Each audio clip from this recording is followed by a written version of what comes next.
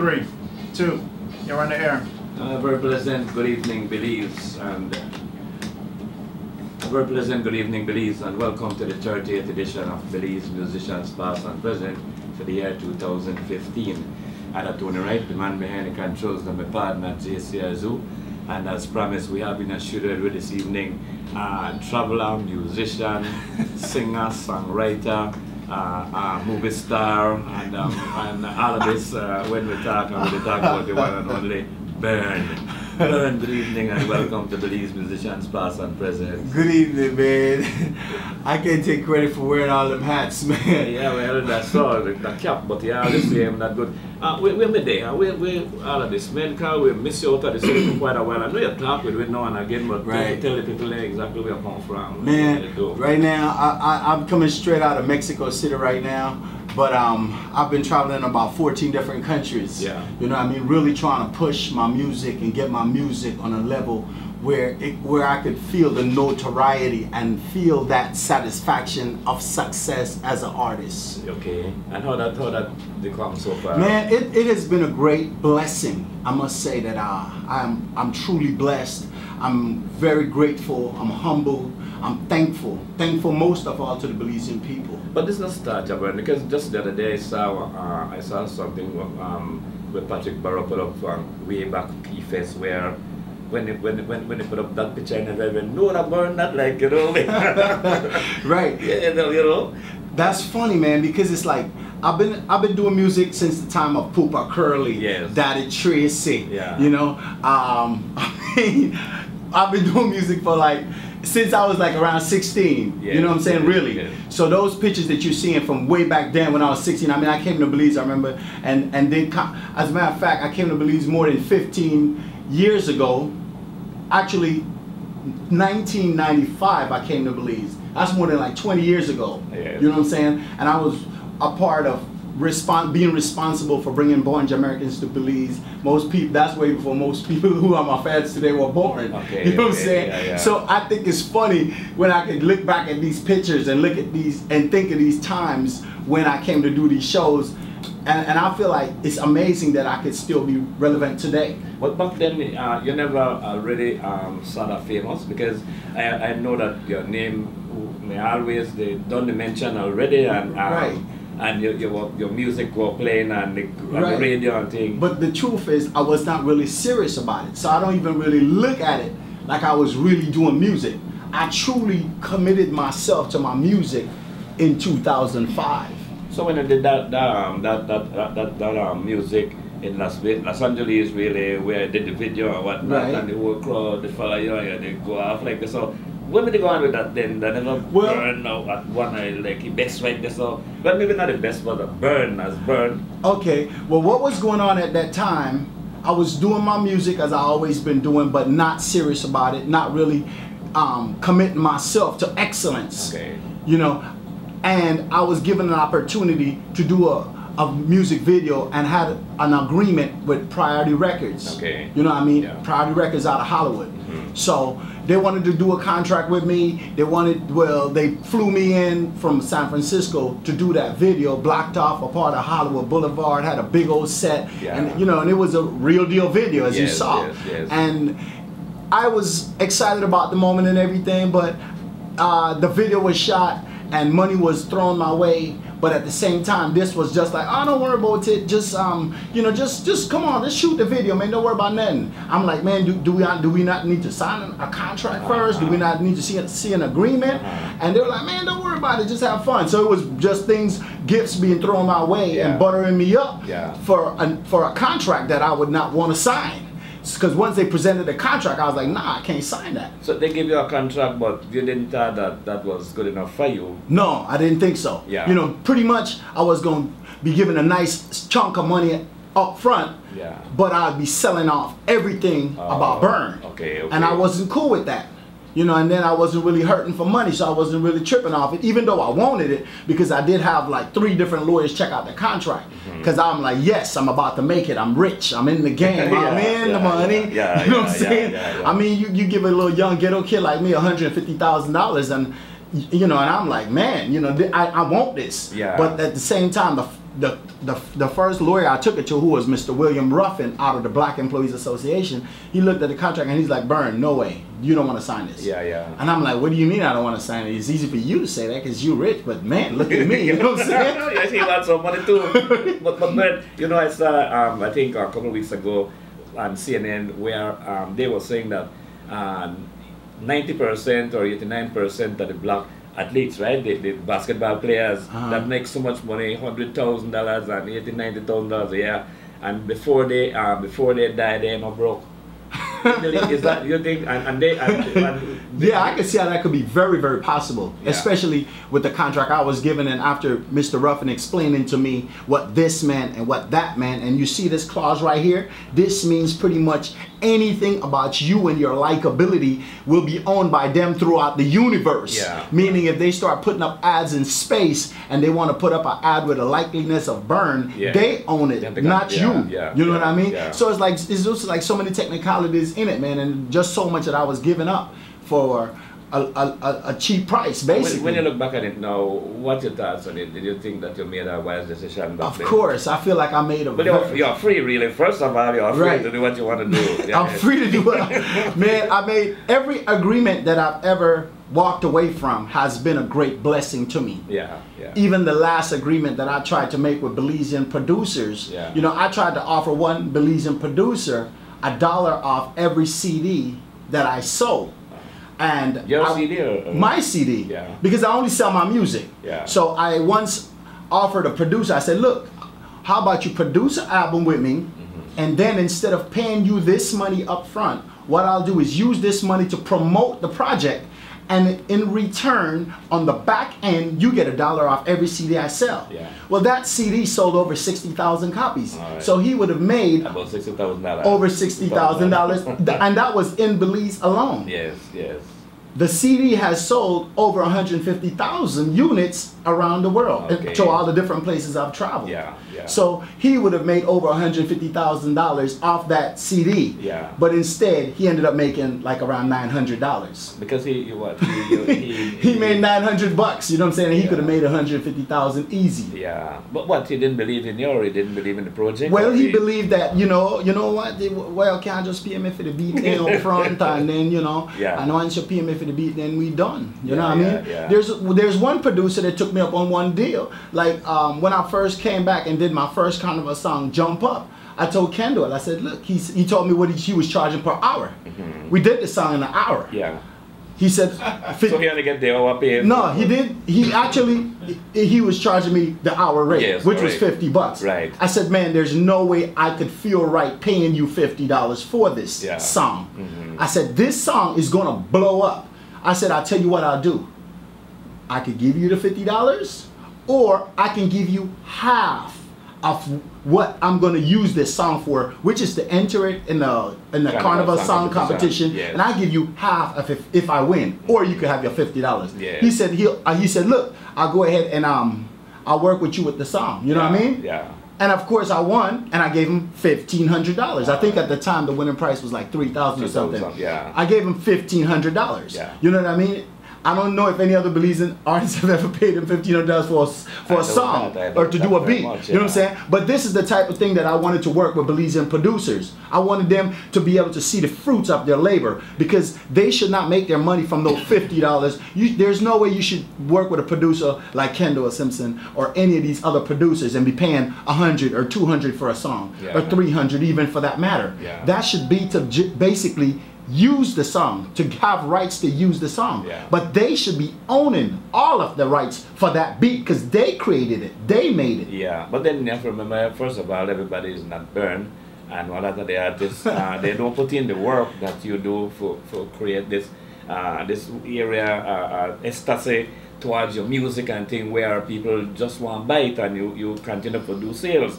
A lot of the artists, they make a song. Right now they make an album with whatever they pay, and they carry that the different DJs and the DJs, they play a couple songs off there and then don't get a high already. No cash, nothing much. Then they make half of it and then don't feel good, and then they walk on the street like superstar already. And I've heard you talking about this for years and years, where you want to help Belizean artists to carry them on a different level and things like that, but sometimes you wonder about them because it seems like they're satisfied at the level that they are because they don't want to go to the next level at all, right? But they don't want to follow you, they don't want to go with you. You know, so, I mean, you know. Mr. T, don't bash my Belizean artists, man. I feel like it's just, my people has been oppressed, man, for a very long time. And like we say, man, for the lack of knowledge, you know, without trying to offend anybody, because my objective is never to offend, it's to encourage, inspire, and uplift. It's not bash them either, it's just, you know, showing them where you know, being, doing certain things. We're gonna take this advice and things like that from somebody way already up there, things like that, right? Right, but they don't really look at me as being up there. And to be honest with you, I don't look at myself as being up there, but I look at myself as being greatly successful. Okay. You know, I'm successful. Yeah. You know, like I tell most of my folks, I'm rich. Yeah. You know what I'm saying? I feel rich. Yeah. You know, and my wealth doesn't come from accumulating or storing a bunch of financial cash flow. You know what I mean? Yeah. My wealth is in the people. My wealth is in the people. When you could walk around the country of Belize and you know that you have sold over 215,000 CDs, and I say over 215,000 and not the exact number, because when I press up like 1,000, I don't count those. Yeah. When I press up maybe 1,500 or 500, I don't count those. Yeah. And a lot of times I would press up that amount because I just need to complete a certain deal. Like I would have maybe a 3 for the price of 10 deal, and I only have maybe 2 projects left, and maybe 500 of this one is needed, so I might press up 500 of that. Or if I could only get 1,000 more of this project, I could now continue with that 3 for $10 deal. Yeah. So I would press up maybe 1,000 copies of that, and I don't count those, and I do it quite often. Yeah. You know what I'm saying? How much album you made so far since being back in Belize, right? I've made, I don't exactly count my project. I count them as projects. And I've did a little bit more than 11 projects since I've been back in Belize, and it has been a great success for me. Which one of them you would say is your #1 project out of the whole 11 that really gone, you know, everybody gone off about and things like that? Man, it's crazy, Mr. T. I can't even tell you that. Well, I would have to say my Celebration Time album. Okay. You know what I mean? My Celebration Time album. When I first did Life After Deportation, my first project, which was Life After Deportation, that project sold 23,000 copies in the streets of LA, Hollywood, Canada. I did Canada with it a little bit. And I sold 23,000 units. And I then decided to use that money to reinvest that money back in a biodiesel company. Okay. So I would come to Belize and start a biodiesel company, manufacturing and distributing biodiesel gasoline. Yes. That's when I ended up getting caught up with Homeland Security, and then got held in Chrome Detention Facility for 10 months. After doing that, I re-released it when I got deported to Belize, and once I re-released it and I was in the streets of Belize with it, the people were so supportive of it, and a lot of them that bought it told me straight up, I don't like this music. You know, they told me they just want to support me. They said, Berne, you know, I don't really like this music, but I like what you do. And I want to encourage you. So make I get 2 of the CD. They get 2, they get one lady, she know, you got like buy one for itself and buy one for your daughter. You know what I mean? You think that happened because you know a good salesman? Man, I would think it's because the people of Belize is just that much supportive of what it is that they see they want to give a chance to. And I think I came to Belize with a drive, because when I came to Belize, Mr. T, I must tell you, I was beaten down. I was down. I was really down. But not broke. Well, I was broke. I was broke, but I mean, come on, man. Broke is a relative term. You might have $100 and say you broke. I might say you got a whole 100 now, you broke. If I got 100 right now, you might need 50,000 and say you broke. No man. You know, because one of the I can remember Daddy Tracy, you mentioned him earlier, and when Daddy Tracy released the album The Good Day, I Belize.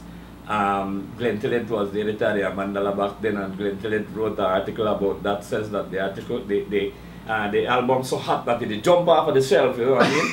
I don't know how much units, as you call it, they had, but I think that that album was one of the best-selling album, apart from from Lord Ray-Ban, Lord Ray-Ban all-time greatest album too. And you see, one of the things is that and you have this guy where like Carlos and says that Belizean not support Belizean. Well, I think man, that's a lie. Says that they're not doing it anymore. But when all of these guys, the professionals, the harmonettes, the vibrations, Lord Ray-Ban, and all of these guys does come back with the album. And something like what you are saying, back then we never have nothing to play this album because remember it was a big record then. Right. And we never had nothing to play this on. So everybody, when they come back, they go to Memorial Park, right? And they have a show at Memorial Park, and the people go there by the thousands, whoever called Ray-Ban professional. And they just buy this album because, again, like I say, I can't play it, right? I can't play it, right? I had professionals and I had them behind my bed really get by the wall, and they had them so long that they get what we call it, swap or something. Right, they get wop. Yeah, wop. And so we you know, Belizeans really did support. They didn't used to. They still do. Yeah, Belizeans are very supportive, and I want people to know that. And this is game that should not be told. This should be sold. Most artists feel like they're in a competition. I don't feel like I'm in a competition, so I'm giving this information to the artists. Yeah. You know what I mean? Because I don't have nobody to compete with, man. Because you know what I'm saying? Thing with you, for instance, I haven't seen any other artists who have this big poster up on one van or by the roundabout or something like that. I mean, who else could do such thing? No, I mean, we could all do it, Mr. T, because the price of those things is very, very inexpensive and cheap. But a lot of our people don't have that information. Yes. If you knew that you could put up a poster like that for 20 Belize dollars, you would have plenty of those up. But see, we don't have that information. But then there's people that travel around the world that have access to this information, and they hold it to themselves. They don't want to share it. Yeah. Well, I'm willing to give the information to everybody. Yeah. You know what I mean? I gave the information. I mean, come on, man. I've given information to a lot of people that have not taken advantage of the information, because, like I said, the information is what we need. Like I've offered you to sponsor posters for you, because I know how inexpensive it is for me to do it, and how it would be a big help and a contribution to what you're trying to do. You're not the only one I've offered many other people. Yeah. I've pressed up many CDs from many artists who never paid back. But I want to clear this on the air right now today. To all of you artists who I've pressed up projects for you and never paid, please know that I love you and you don't owe me anything, because that was just out of love. If you had paid it back, it would have just created the way for another artist, so it wouldn't all come out of my pocket. It would have came out of, you sold your CDs and basically paid back $1 for those CDs that was pressed up for you, and you sold for $10 or $5 or however many you sold it for, and it would have given the opportunity for another artist to get their stuff pressed up. But still, it didn't stop anything, because any artist that ever reached out to me to press up anything, they know I did it, and I never got paid for it. And I'm happy with you. I love you, brothers. And you don't owe me nothing. I just want you to know that. So you don't have to dodge from Berne. You don't have to feel funny. You don't have to feel like you can't walk up to me. I want to hug you. I want to embrace you. I want to make you know I'm happy for sale. Heal the man. Heal the man. Heal the man. All right. And this has always been your champ, Berne. From day one, from you came back, how you want to help Belizean artists and things like that. I know you work with a lot of Belizean artists. But then I seem to pick up on that idea where they go to the other level, you know, move, make that move. Right. What are the reasons for that? I feel it's in our belief system, man. My peoples believe like they not stars, they can't make it. You see, a lot of us look at what people think of us, and then we almost size ourselves up on that. Mr. T, I have been through a lot of workshops. Back in the days, they used to have a lot of rap symposium, music symposiums, a lot of artist competitions, song competitions, and showcases, and I attended many of these and won. They didn't have American Idol when I was 16 years old. They used to have Budweiser showcase. They used to have Old English showcases. They used to have the Howard Johnson showcase. You took part in those? And I took part in all of these showcases, and I've won all of these showcases by being a winner I was given opportunities to attend certain music workshops because they believed that you had a chance to make it, and you needed to attend these industry showcases, which gave you the opportunity to sit in a room with artists who were already successful. I've sat in the room with many big name artists at these symposiums who gave the attendees like myself direct advice. This is how you want to do this. This is the kind of contracts you want to sign. This is the kind of contracts you want to avoid. This is the way you want to go with your music. You gotta be hands-on on your career if you're gonna make it. And that's just until I took responsibility and ownership of that. That's when I started seeing the type of success, which is 2005. One other thing is because we had different workshops where we talk with the artists. Then we had presentation with guys who know the business and things like that. But it seems like when the artists left for the workshop, nothing come out of it really. And I think one of the things is what I remember Herschel Armstrong, where one of Belize's great musicians right now, artists and whatnot, and also Mr. Peters. And Herschel, he learned music and all of this, read music and know you got your driver too, or you're looking at my driver over there, man. Stop playing, Mr. T. This life is real. I get the impression that you spent most of your time in Mexico. But what are the 14 countries you visited? Well, we did all the way from Brazil, South America. South and Central America. From Brazil, Argentina, Ecuador, Peru, Chile, Colombia. We did Honduras, Guatemala. We did Mexico. Man, we did everywhere that pretty much we wanted to touch to just spread this music. You know, I got my Berne with me, and pretty much I just gotta find out where they sell CDs at. And I'm burning and I'm packaging and all throughout these different places and hotels and spreading my music through the streets just like I would do in Belize. You know what I mean? And you got a Cara Sound Fest in Mexico. I tell you, Berne, you used to talk Spanish before, or you just still learn Spanish? Es muy importante para mí tu hablar español. Muy importante tu aprender. Muy importante para mí. You know? Otherwise you get tough to make deals, but... Mi español no bueno, pero... No. All right. We'll take our break and then we'll come right back.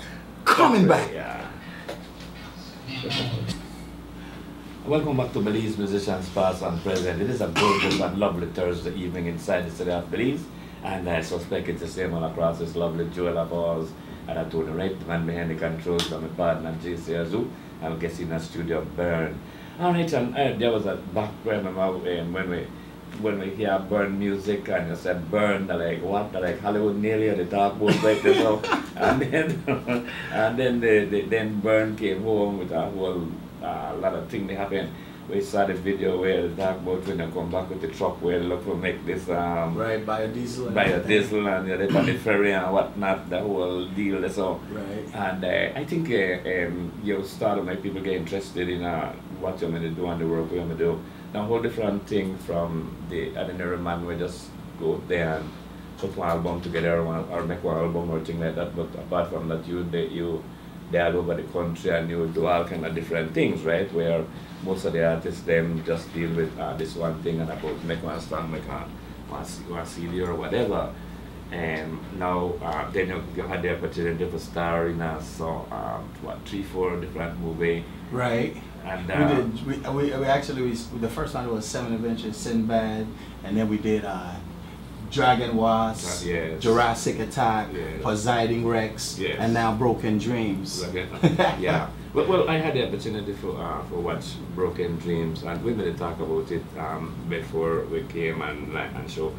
But I thought for my part, I said that it seems to me like a documentary more than actually one movie where you want to see burning action like action style movie. Now for the action-packed movie, we're gonna have to see States.